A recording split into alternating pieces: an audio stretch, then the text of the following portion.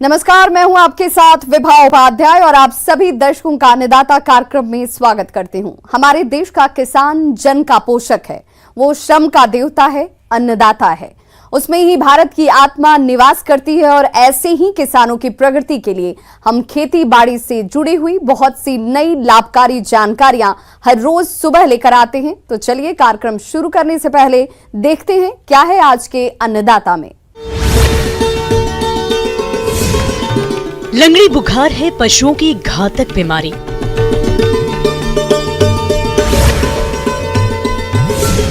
Drum seeder से धान की सीधी बोनी करके ले सकते हैं अधिक उपज। किसान भाई खेती के साथ साथ दुधारू पशुओं का पालन करते हैं, लेकिन वे इनमें आने वाली बीमारी लंगड़ी बुखार की समस्या के कारण लक्षण और बचाव उपचार की जानकारी के अभाव में सही समय पर उपचार नहीं करा पाते, जिसकी वजह से पशुपालकों को आर्थिक हानि का सामना करना पड़ता है। इसलिए लंगड़ी बुखार की समस्या के समाधान के बारे में जानकारी दे रहे हैं पशु चिकित्सालय बीना जिला सागर के सहायक पशु चिकित्सक डॉक्टर HC यादव। मैं आज आपको बरसात के समय में हमारे गौ एवं भैंस वंशीय पशुओं में होने वाली छुआछूत से होने वाली जानलेवा बीमारियों के संबंध में आपको कुछ जानकारी दूंगा। इसमें मुख्य रूप से हमारी बरसात के समय की सबसे ज़्यादा जानलेवा बीमारी ब्लैक क्वार्टर, जिसको बीकू शॉर्ट भाषा में बीकू, एवं हमारी स्थानीय भाषा में एक टंगिया रोग या लंगड़ा बुखार भी बोलते हैं। इस बीमारी में हमारे गौ भैंस वंशी पशु ज़्यादा प्रभावित होते हैं। भैंस वंशी पशुओं में ये बीमारी कम देखी गई है। गौ भैंस वंशी पशुओं में भी जो 6 महीने से लेकर 3 साल तक के बछड़े एवं बछियां हैं हमारे, उन बछड़े और बछियों में ये बीमारी सबसे ज़्यादा मात्रा में होती है। किसान भाइयों, वैसे तो यह रोग गाय और भैंस दोनों में होता है, परंतु यह रोग गाय में अधिक पाया जाता है। ये एक खतरनाक बीमारी है। इससे बचने के लिए पशु का उपचार शीघ्र करवाना चाहिए, क्योंकि इस बीमारी में जीवाणुओं द्वारा जहर शरीर में पूरी तरह फैल जाने से पशु की मृत्यु हो जाती है। पशुपालकों इस बीमारी के लक्षणों के बारे में भी मैं बताना चाहूँगा। इस बीमारी में भी प्रथम स्टेज में बुखार की स्थिति बनती है। 2-3 घंटे बुखार के बाद पशु लंगड़ाने की स्थिति में आ जाता है। एक पैर, चारों पैरों में से किसी भी एक पैर से लंगड़ाने लगता है। आगे 5-6 घंटे बाद पशु के जिस पैर से लंगड़ाता है उस पैर में सूजन आनी शुरू हो जाती है। हाथ से अगर हम दबाएं, सूजन 10 घंटे बाद अगर हो गए हैं पशु को बीमार हुए, अगर हम उस सूजन को अपनी अंगुली से हाथ से दबाएं तो उसमें चिर्र चिर्र की आवाज़ आने लगती है। पशु के पैर में, पुट्ठे में गैस बनने लगती है। खून में झाग उत्पन्न हो जाता है, इसलिए पशु में ये आवाज़ आने लगती है।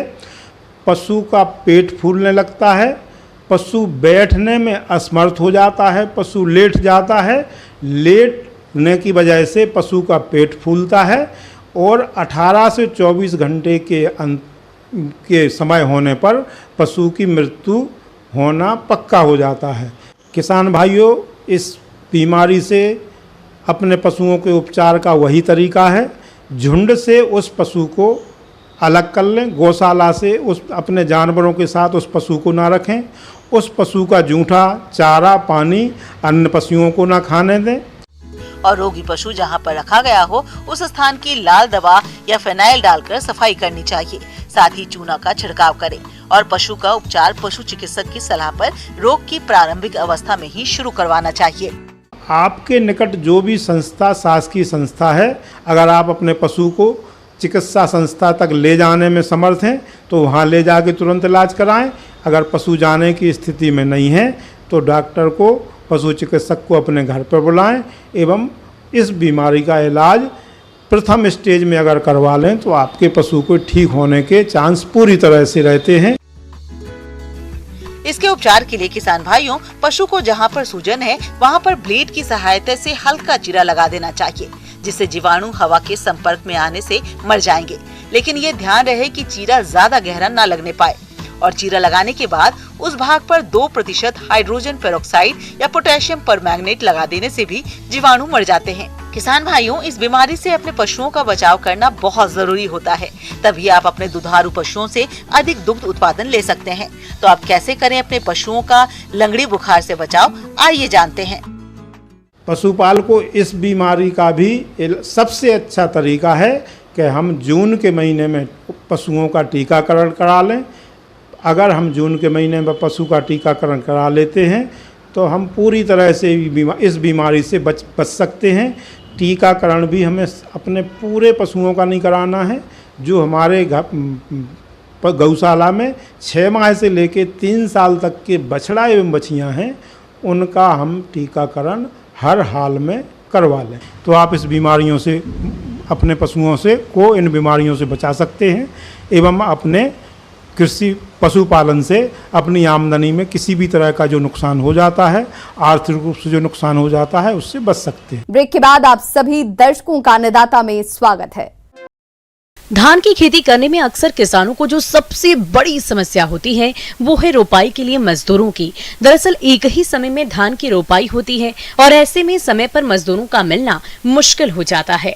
अगर किसान धान की सीधे ड्रम सीडर यंत्र के द्वारा बुआई करें तो इससे कम समय में कम खर्च में धान की पैदावार ले सकते हैं। तो चलिए जानते हैं ड्रम सीडर यंत्र के बारे में कृषि अभियंता डॉक्टर उत्तम कुमार से। सीधी बुआई वाले यंत्र जिसको हम कहते हैं paddy cedar, plastic drum seeder के नाम के बारे में विस्तृत जानकारी देने जा रहा हूँ। किसान भाइयों, आप लोग देखते होंगे कि जो हमारा झारखंड क्षेत्र है, इसमें या पूरे भारत प्रदेश में वर्षा की कोई या कभी भी किसी समय हो सकता है, कभी भी रेनफेल हो सकता है। तो इस परिस्थिति में जो किसान भाई धान की रोपाई करते हैं तो समय पे नहीं कर पाते हैं। आप जानते हैं कि ये समय पे हम लोग किसी चीज़ की रोपाई न करें तो उपज कम होगी।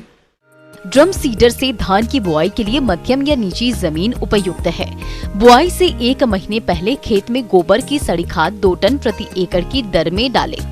बुआई से 15 दिन पहले खेत की सिंचाई और जुताई करें ताकि खरपतवार सड़ जाए। बुआई के 1 दिन पहले खेत की फिर जुताई करें और समतल बना लें। जरूरत से ज्यादा पानी निकाल दें। बुआई के वक्त खेत में पानी जमा नहीं होना चाहिए। ड्रम सीडर से लगाए गए धान में नाइट्रोजन, फास्फोरस और पोटाश क्रमशः 32, 16 और 10 किलोग्राम प्रति एकड़ की दर से किस्मों के अनुसार डालें। फास्फोरस और पोटाश की पूरी मात्रा खेत में पानी निकालने के बाद और अंतिम पाटा चलाने से पहले डालें। नाइट्रोजन की आधी मात्रा 10 दिन के बाद और बाकी आधी मात्रा 2 बराबर हिस्सों में बांटकर कल्ले फूटने और बाली निकलने पर डालें। लेकिन ये जो हम आपको ड्रम सीडर के बारे में बताने जा रहे हैं, इसमें फ़ायदा क्या है कि आपको धान रोपने की ज़रूरत नहीं है। जैसे आप सीधे धान की छिटाई करते थे लेकिन उसमें प्रॉब्लम्स क्या होता था कि आपको बीज से बीज की दूरी मेंटेन नहीं रख पाते थे। लेकिन इस मशीन में क्या है, इसमें आप देख रहे होंगे कि ये पूरे इंडिया में मार्केट में जो हाथ से चलने वाला ड्रम सीडर है अवेलेबल है, जो कि बहुत उपयोगी है। इसमें आप क्या देख रहे हैं कि इसमें ड्रम है। ड्रम में आप बीज को, जो भी आपका अंकुरित बीज है, पहले धान को भिंगा लें और अंकुरित जब हो जाएगा, ये जनरल 24 घंटा से 48 घंटा के बीच में हो जाता है, तो 24 घंटा के बाद आप इस अंकुरित बीज को, यहाँ देख रहे हैं बॉक्स है, बॉक्स में आप डाल दें। इसमें 3/4 डालने की ज़रूरत है ताकि बीज सही ढंग से गिर सके। इस बॉक्स में आप देख रहे होंगे कि छेद हैं, दो कतार के बीच की दूरी भी मेंटेन है। मतलब आप इसमें क्या है कि उसके बाद यहाँ आप देख रहे हैं कि एक ढक्कन है, उस जब बीज डाल दिए तो उसको ढक्कन को क्लोज कर दें और जब खींचते आप जाएंगे तो क्या है कि बीज सीधे एक लाइन में गिरते चल जाएगा। कतार से कतार के बीच की दूरी को आप मेंटेन कर सकते हैं। ड्रम सीडर 6 प्लास्टिक डब्बों का बुना हुआ यंत्र है। इस पर पास वाले छेदों की संख्या 28 और दूर वाले छेदों की संख्या 14 होती है। डिब्बों की लंबाई 25 सेंटीमीटर और व्यास 18 सेंटीमीटर होता है। जमीन से डिब्बों की ऊंचाई 18 सेंटीमीटर और एक डिब्बे में बीज रखने की क्षमता 1.5 से 2 किलोग्राम तक होती है। चक्कों का व्यास 60 सेंटीमीटर और चौड़ाई लगभग 6 सेंटीमीटर होती है। बिना बीज के यंत्र का भार 6 किलोग्राम होता है। इस मशीन से एक बार में 6 से लेकर 12 कतार में बीज की बुआई की जा सकती है। इस मशीन से आप यदि करते हैं तो आपका तो समय बच गया, जो धान लगाने, बिचड़ा उगाने, इस सब का जो समय बच गया। तो इस मशीन से करने से आपका 10 से 15 दिन पहले आपका जो क्रॉप है पक जाएगा। तो एक तो आपको ये फ़ायदा हुआ। दूसरा, टाइमली जो आप बीज बुआई किए तो उससे आपका उपज भी बढ़ोतरी होती है। मतलब आपका जो देसी विधि से आप धान लगा के कर रहे थे, लगभग ये इस मशीन के द्वारा आप उतना उत्पादन का प्राप्त कर सकते हैं समय लगाने से। और जहाँ तक खर्च इस मशीन से का क्षमता की बातें हैं, 2 से 3 एकड़ खेत में आप आराम से प्रति घंटा बीज की बुआई कर सकते हैं। एक आदमी, जैसे हम लोग जब बात करते हैं लगाने के लिए, तो इस मशीन को एक आदमी आराम से खींच सकता है। लेकिन चूँकि बात है कि लगातार एक आदमी खींचते थक सकता है, इसलिए हम मान सकते हैं कि 2 आदमी मशीन को चलाएगा। तो 2 आदमी का भी हम लोग जो खर्च को मानते हैं, तो अधिक से अधिक 700-800 रुपये से अधिक खर्च नहीं बढ़ेगा। और जहाँ तक खर्च की बात है, इसका मूल्य की बात है, तो इस प्लास्टिक ड्रम सीडर को अलग अलग कंपनियां भी बना रही है और उसको एक ड्रम सीडर का मूल्य 5000 के आसपास में ये मिल जा रही है। इसमें आप देख रहे होंगे कि ड्रम सीडर में अलग अलग ड्रम 4 से 5 ड्रम लगे हुए हैं, किसी में 8 ड्रम लगे हुए हैं। इसमें भी अलग अलग कंपनियां हैं, अलग अलग मेक हैं, अलग अलग जो गवर्नमेंट ऑर्गेनाइजेशंस हैं वो बना रही है। उसमें ड्रम जो है, ड्रम का उसी अनुसार। ब्रेक के बाद एक बार फिर से आप सभी दर्शकों का अन्नदाता कार्यक्रम में स्वागत है।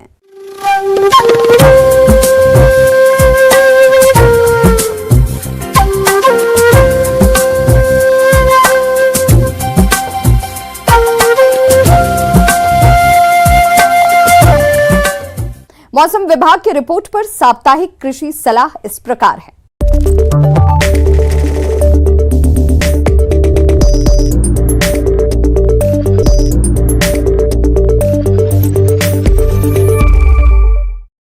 ग्रामीण कृषि मौसम सेवा राज्य मोहिनी देवी कृषि महाविद्यालय एवं अनुसंधान केंद्र अंबिकापुर छत्तीसगढ़, इंदिरा गांधी कृषि विश्वविद्यालय, ग्रामीण कृषि मौसम सेवा एवं भारत मौसम विज्ञान विभाग रायपुर द्वारा भेजे गए मौसम पूर्वानुमान रिपोर्ट के आधार पर आगामी दिनों में छत्तीसगढ़ के अधिकतर क्षेत्रों में मुख्यतः घने बादल छाए रहने की संभावना है और मध्यम वर्षा हो सकती है। ऐसे में इन क्षेत्रों के किसान भाइयों को सलाह दी जाती है कि खुर्रा या कतार बोनी की गई धान की फसल की उम्र 18 से 20 दिन की हो जाने पर निंदा नियंत्रण के लिए बिस्पायरिबेक सोडियम सक्रिय तत्व 10% की 250 मिलीलीटर मात्रा प्रति हेक्टेयर की दर से या फिनक्साप्रॉप पी इथाइल सक्रिय तत्व 9.3% की 625 मिलीलीटर मात्रा प्रति हेक्टेयर की दर से छिड़काव करें।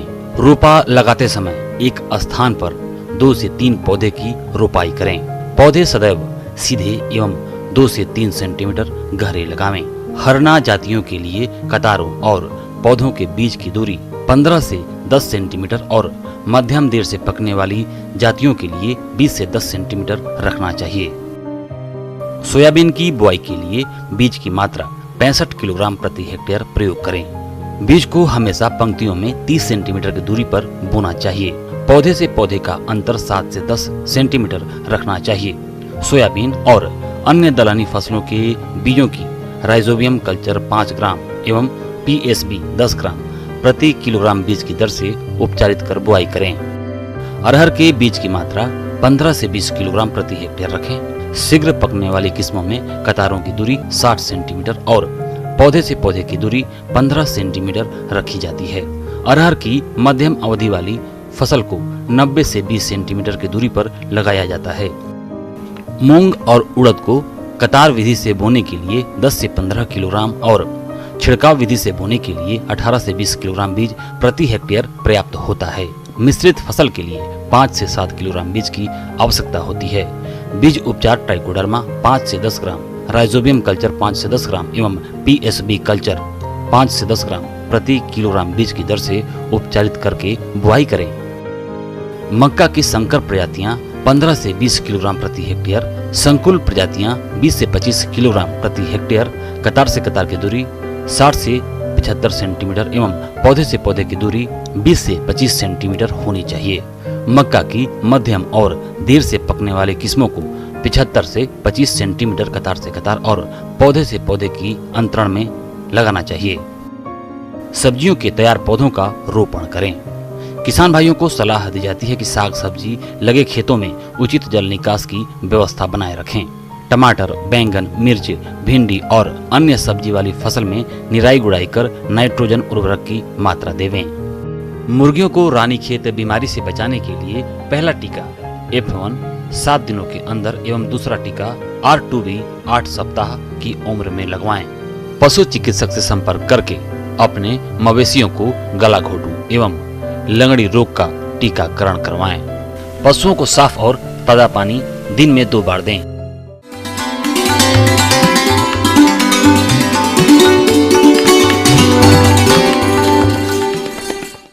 आइए जानते हैं अन्नदाता निःशुल्क फोन के माध्यम से पूछे गए समस्याओं का समाधान।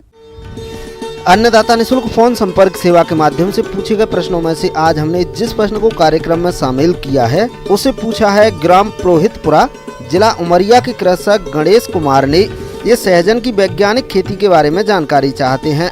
तो गणेश कुमार जी, आपकी जानकारी के लिए प्रस्तुत है कार्यक्रम का ये अंश।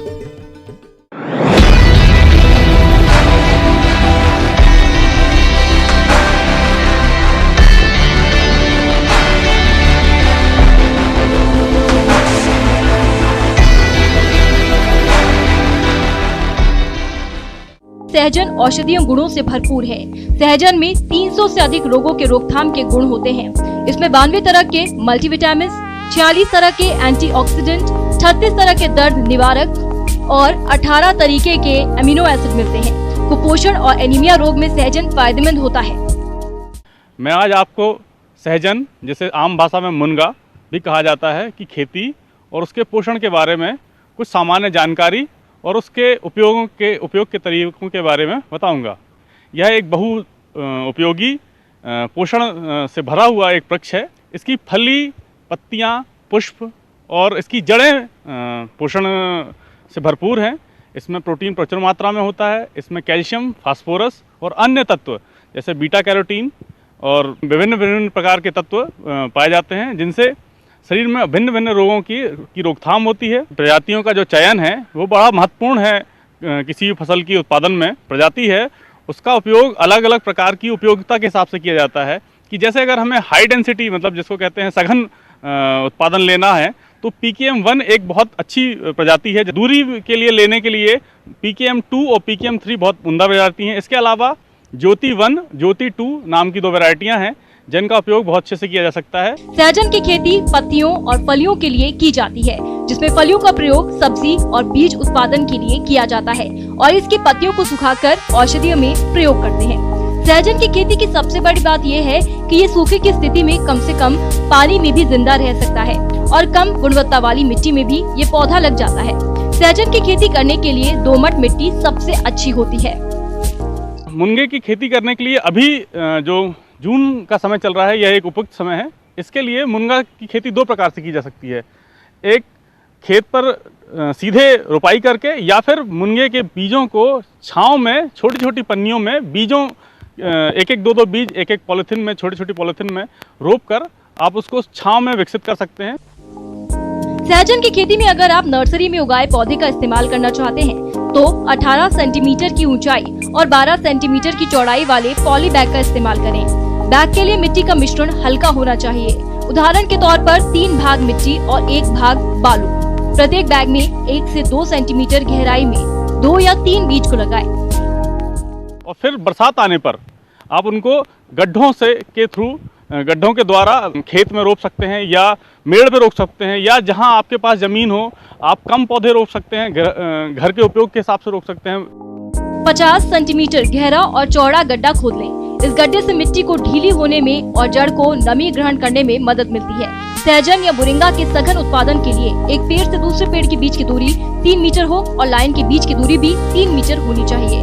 कंपोस्ट या खाद की मात्रा 5 किलो प्रति गड्ढा ऊपरी मिट्टी के साथ मिलाकर गड्ढे के अंदर और चारों तरफ डाल दें। ऐसा करने के बाद जो हमारे तैयार किए हुए पौधे हैं जिनकी ऊंचाई 1 से 1.5 फीट या उससे कम हो, उनको उचित दूरी पर जैसे 1.5 बाई 1.5 या 2 बाई 2 मीटर की अंतर पर इनको रोपें। और बरसात के मौसम में अगर आप सिंचाई दे रहे हैं तब आप इन्हें सिंचाई दें, और अगर बरसात हो रही है तो इनके आसपास थाला ना बनाएं, इन पर मिट्टी चढ़ा के रखें, क्योंकि अगर बरसात के मौसम में जड़ों के आसपास इकट्ठा हुआ पानी तनों को छोटे छोटे पौधों के गलन कर देता है, इसलिए थाला ना बनाएं या फिर जल निकासी की पर्याप्त मात्रा में व्यवस्था करके रखें। मोरिंगा और सहजन के पौधे को ज्यादा पानी नहीं देना चाहिए। पूरी तरह से सूखे मौसम में शुरुआत के पहले 2 महीने नियमित पानी चाहिए और उसके बाद तभी पानी डालना चाहिए जब इसे जरूरत हो। फसल सुरक्षा के लिए सबसे उपयुक्त है कि हम फसल में लगने वाले कीड़ों को जानें। वैसे तो सहजन के पौधे में विशेष कोई कीट या रोग का प्रभाव नहीं होता, लेकिन अगर जल भराव की स्थिति बनती है तो पौधा किसी भी स्थिति में तना गलन, जिसको हम रूट राट भी कहते हैं, हो जाता है। इससे बचाव के लिए हम जल निकास की उचित व्यवस्था करें, और अगर भराव की स्थिति बनती है तो रेडोमिल MZ 2 ग्राम प्रति लीटर पानी के हिसाब से ड्रेंचिंग करें। इसके अलावा कुछ कीट व्याधियां भी उसमें आती हैं, जिसके लिए हम नीम का तेल 5 ml प्रति लीटर के हिसाब से स्प्रे कर सकते हैं।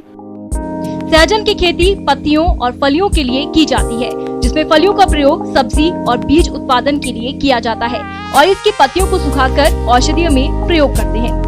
सहजन की खेती की सबसे बड़ी बात यह है कि ये सूखे की स्थिति में कम से कम पानी में भी जिंदा रह सकता है, जिससे बहुत अच्छी क्वालिटी के बीज और अच्छी क्वालिटी के पत्ते प्राप्त होते हैं, क्योंकि इसके पत्ते भी बहुत पोषक होते हैं। और इसके पत्तियों को हमें जैसे हम चने की भाजी खाते हैं उस रूप से हम खा सकते हैं।